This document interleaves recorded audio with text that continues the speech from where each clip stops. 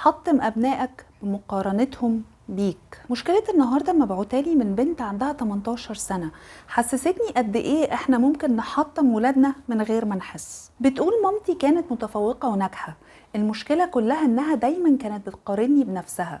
هي كانت بتجيب ارقام كبيرة وتطلع من الاوائل، المشكلة بقى ان ده بقى ينعكس عليا سلبا، بتحطلي بنش مارك عالي جدا. انا مش زيها، مش بجيب امتيازات، درجاتي معقولة، بس في المقابل اقول لها انا غيرك يا ماما، انا مثلا موهوبة في الرسم وبرسم حلو، انا عندي هوايات ممكن ما تكونش عندك، تقولي لا لازم تجيبي ارقام عالية، فبقت تصعب عليا حاجات كتير. كل ده عشان انا مش زيها.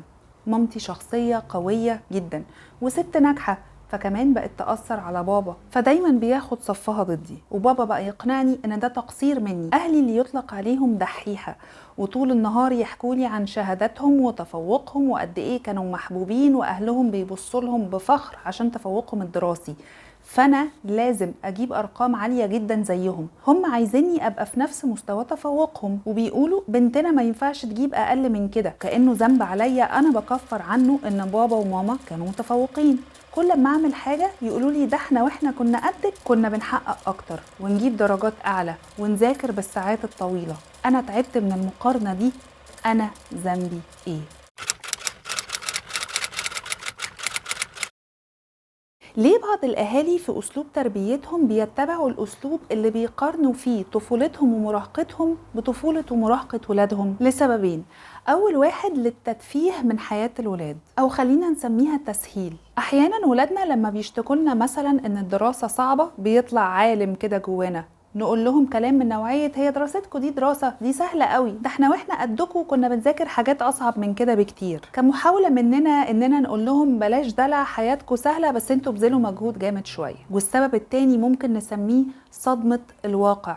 بعض الأهالي مش بيكونوا خرجوا من صدمة إن ولادهم كبروا وما بقوش أطفال خلاص، وإن الجيل ده مختلف. احنا يا جماعة مسكنا الموبايلات وعرفنا الإنترنت واحنا كبار شوية نسبيا، جيل ولادنا المراهقين دلوقتي فتحوا عينيهم على الدنيا، لقوا الموبايلات في إيديهم والسوشيال ميديا بتوريهم العالم كله. متخيلين الفرق الثقافي والحضاري بيننا وبينهم عامل إزاي؟ فالأهالي اللي لسه ما خرجوش بره الصدمة دي أحيانا بيستدعوا حاجات من طفولتهم ومراهقتهم هم ويحاولوا يطبقوها على أولادهم، وهي مش مناسبة للعصر ده خالص. ايه هي التبعات السلبية؟ ليه ممكن مقارنة مراهقتي بمراهقة ولادي يكون سلوك تربوي مدمر؟ لسببين.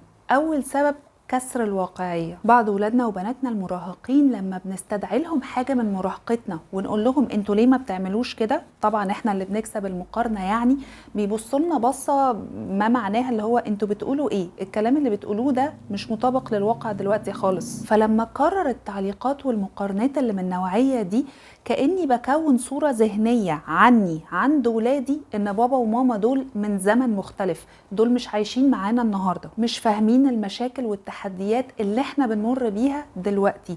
ودي كارثة ان انا اللي ابقى برسم الصورة الذهنية دي عني عند ولادي. ليه؟ لان ساعتها هيبقى في مشكلة في كل ارائي، لان خلاص ولادي كونوا عني مفهوم ان انا اصلا من زمن تاني، فكل ارائي مش مناسبة ان هم ينفذوها دلوقتي. هيبقى عندهم مشكلة مع اساس طريقة تفكيري اصلا، فهيواجهوا صعوبة شديدة في انهم يسمعوا الكلام. وتاني حاجة فقدان المصداقية. تكرار سلوك المقارنة بيني وبين ولادي ده من كتر ما ممكن أقول حاجات بالنسبة لهم غريبة ومش واقعية، ممكن يحسوا ان انا بسرح بيهم شوية عشان اثبت قد ايه انا ام مثالية وكنت مراهقة بذاكر وبسمع كلام اهلي وما فيهاش غلطة. بالذات ان احنا احيانا بصراحة بنميل للمبالغات في المثالية في الحتة دي شوية، فالاستمرار في النوعية دي من المقارنة ومن المبالغة ممكن يحسس ولادي ان انا بسرح بيهم وبقول لهم اي كلام، فافقد مصداقيتي عندهم اصلا. طب اعمل ايه؟ ازاي ما حطمش ولادي بمقارنتهم بيا؟ هقول لحضرتك 3 حاجات. اول حاجة فكرة هنبدأها في مخنا، حطمي الفكرة دي اصلا، الغي من عقلك فكرة مقارنة مراهقتك بمراهقتهم. مش المفروض نقارن خالص. طب المفروض نعمل ايه؟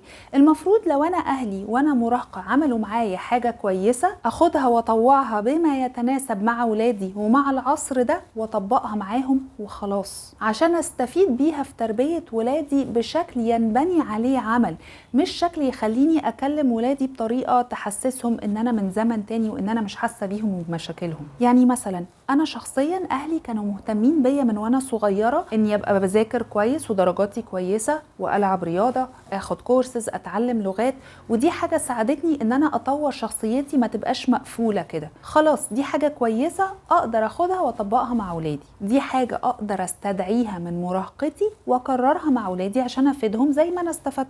تاني حاجة، غيري الطريق للهدف. يعني ايه؟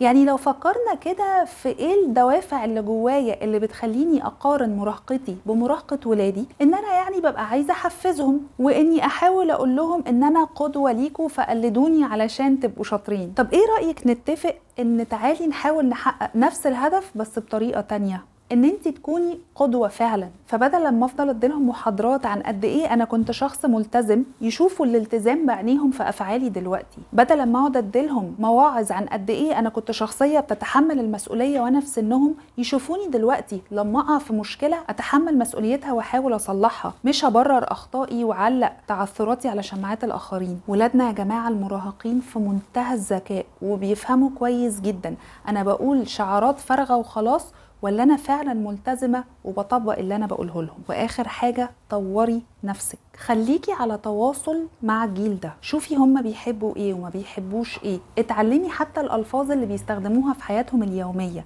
عشان لما يتكلموا في حاجه تبقي فاهماهم وتكلميهم بلغتهم. اعرفي ايه هي هواياتهم واهتماماتهم فما يحسوش انك من زمن فات وتفضلي دايما مرجعيه ليهم. وربنا يعلمنا كل حاجه حلوه فيها خير لولادنا يا رب.